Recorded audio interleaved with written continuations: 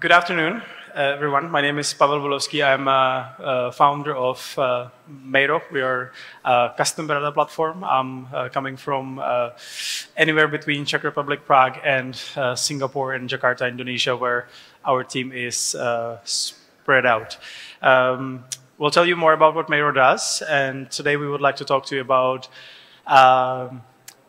why customer identity is the next big thing you should be paying attention to as marketers. And I will let Sinan to introduce himself. Thank you, Pavel. Ben de Webrazzi'nin yönetici ortaklarından bir tanesiyim. Aynı zamanda sunumun Türkçe sosuyum. Bugün aslında çok farklı ülkelerde müşteri deneyimi, reklam ve pazarlama teknolojileri alanında danışmanlık yapan Mayo ve Mayo gibi platformları kurup bundan fayda sağlamasına imkan verdiğimiz müşterilerimizin bir organizasyonuz. So with Mayo, we are a CDP, Custom Data Platform. If you're a marketer in technology, it's a trend you might have come across. It's a bit of an up-and-coming category. And we do interest ourselves with customer data collection, analytics, and customer engagement, ultimately. One of the reasons why I started the company was because as a consumer, I'm super annoyed whenever I buy something in the e-commerce online and I get to see the same ad for the same thing for next 2 weeks. And that happens to everyone. And sort of these little experiences which are, data misalignments are something that I'm really interested in, and I see some business opportunity in that.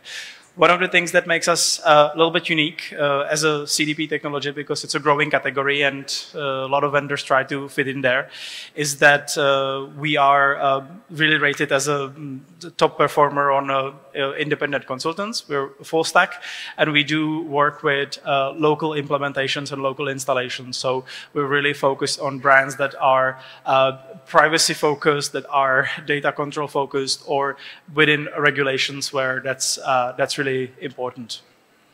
Burada veri deyince akla hemen gelen sorulardan bir tanesini yanıtlamak lazım. Mayo aslında bir bulut çözümü olmasına rağmen Türkiye'de dilediğiniz herhangi bir veri merkezine, Turkcell'e, Koç sisteme vesaireye kurabildiğiniz veya kendi firewall'unuzun arkasına da kurup kendinizin işletmesini sağlayabildiğiniz özelliklere sahip. Dolayısıyla bu andan sonra dinleyeceğiniz her şeyi bu gözle dinliyor olabilirsiniz. If I didn't know what you were saying, I would be completely lost now. So what's the problem we are trying to address, right?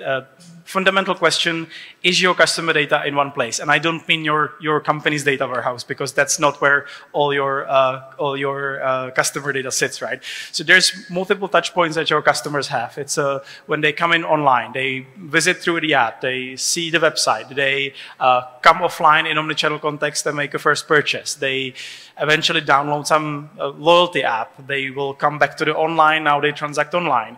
And ultimately then you are personalizing their communication and you're sending them emails and things like that. Well, in reality, it looks something like this. Part of the journey will get tracked in Google Analytics or something similar. Part of the journey will get tracked in CRM, on and off, and ultimately also email service provider. So really, your data isn't in one place, and I think that's where we start with what we are trying to focus.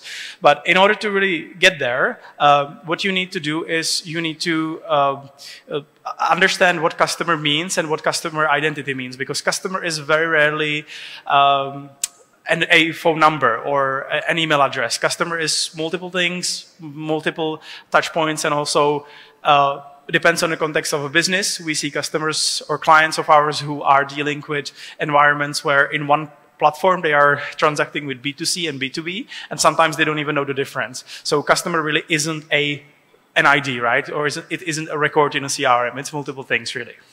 Mayo aslına baktığınız zaman bir first party altyapı getiriyor. Third party cookie'ye dayanan bir yapıdan bahsetmiyoruz. Dolayısıyla burada verinin sahibi tamamen markanın kendisinin olduğu bir dünya yaratmaktan bahsediyoruz. Farklı kaynaklardan veriyi toplayıp, işleyip yine beğendiğiniz, uygun gördüğünüz alanlarda, kanallarda ve dijital varlıklarınızda veya gerçek hayatta, sahada kullanılır hale getirmeniz mümkün. Yine altını çiziyor olmakta fayda var. Türkiye'deki bütün yasal düzenlemelere ve beklentilere, kanunlara da uygun aslında bir yapıyı kurgulamış oluyorsunuz. Kimlik söz konusu olduğu noktada. Again, fully agree.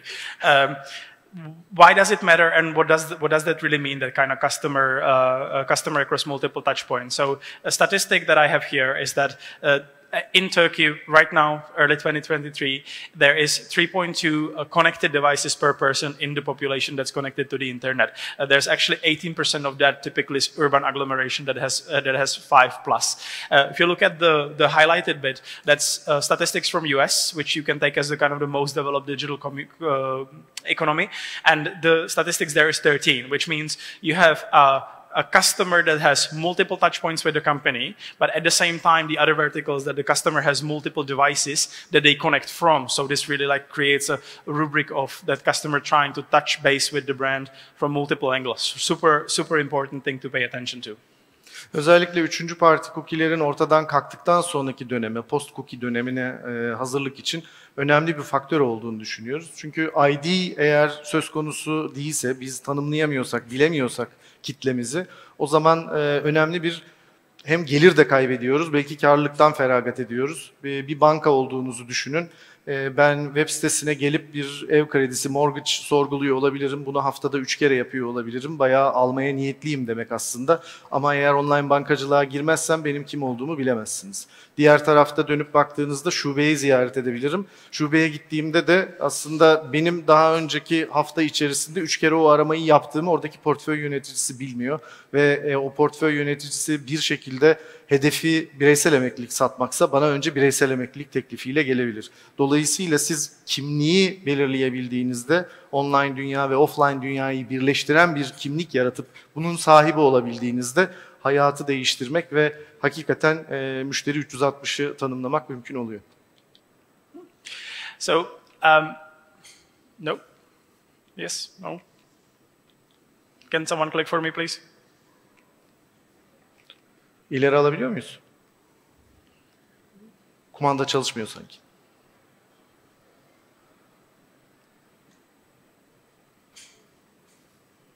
Thank you.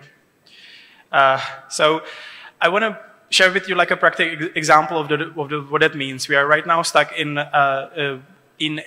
a period of evolution of technology that is obviously AI oversaturated. In just the previous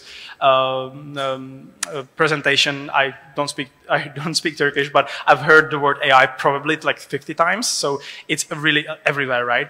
But I think we are over-indexing on the algorithms and not really paying attention to what feeds these algorithms, which is data, because algorithms are ultimately becoming a commodity and you can buy it from everywhere and from everyone. So what matters is how well do you know your customers? And what we did here is we've taken one of our largest e-commerce customers, and we have put their customers in two segments. One where we understand the customer on one device, and one when we understand the customer on more than one device. And what that means is what you see here, which is we do capture 1.5 times more customer interaction, the little breadcrumbs that they leave around on the websites, in apps, and in all of the touch points.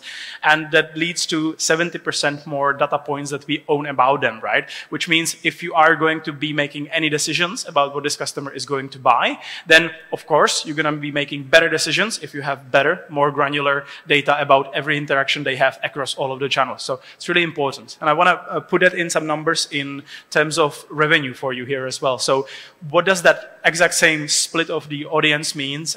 And by the way, the second group is more than 25% of their business, responsible for 35% of the company's revenue. So a really like massive difference in terms of the volume of this business.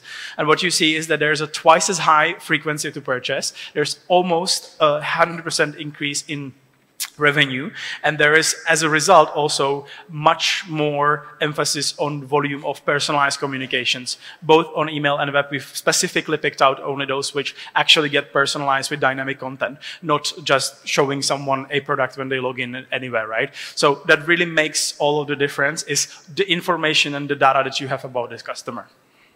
Türkiye'de yaptığımız bir örnekten bahsetmek istiyorum kısaca.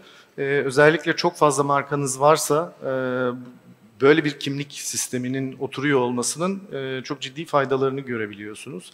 Özellikle marka sayısı fazlaysa, dijital varlık sayısı fazlaysa, Türkiye'deki örnekte de birden fazla aslında marka söz konusuydu. Müşteri yolculuğuna baktığınız zaman A markasından bir satın alma yaptığınızda aslında yolculuğun devamında B markasından da satın alma yapabilirsiniz ama B markasının o kadar fazla rakibi var ki alıp almadığını bilmek, o yolculuğun kendi ekosisteminizde tamamlanıp tamamlanmadığını bilmek önemliydi marka için.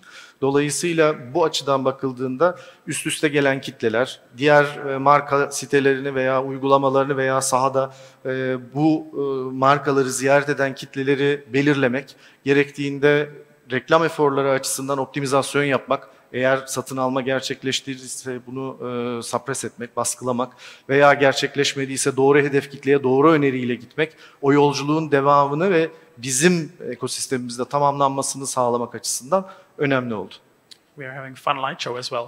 Yeah. So one last thing I want to kind of leave you with is that that type of technology to do these kind of things, track literally every single movement of your consumers online, offline, across devices, is something that creates challenges down the pipeline. And we've seen customers who try to do this in their traditional data warehouse, which is really built around dimension of their transactions and how much business they do, but it's not really there for taking in data of the 99% of people from the website who are not transacting, right? So what you see is actually kind of how we are looking at that same business is they have something like 1.5 million in last 6 years transactions in the data warehouse, and they slice them different way. They do, overnight updates. And at the same time, we have 700 million data points in the platform that is managed service for them essentially, and is something that we can analyze on the fly and segment in real time as we are processing this data. So really, you can't do this in a traditional old-fashioned technology. You have to have specific kind of a skill set as well as a specific tool set for these type of things. I think that's super important, and it's probably the last thing I would like to leave you with today. Evet, yeni bir stratejiye ve yeni bir veri tanımına ihtiyaç olduğu kesin. Artık veri dediğimiz şey sadece bir CRM kaydından ibaret değil ve maalesef legacy sistemlerle çözülebilecek bir durum da yok. Her bir adım, her bir dijital hareket bir sinyal haline gelmiş durumda. Müşteriyi tanımlayan aslında kimliğinde bir parçası. O yüzden yeni veri tanımıyla, yeni bakış açılarıyla ilerlemek gerekiyor. Mayo ile beraber de aslında bunu yapmaya çalışıyoruz.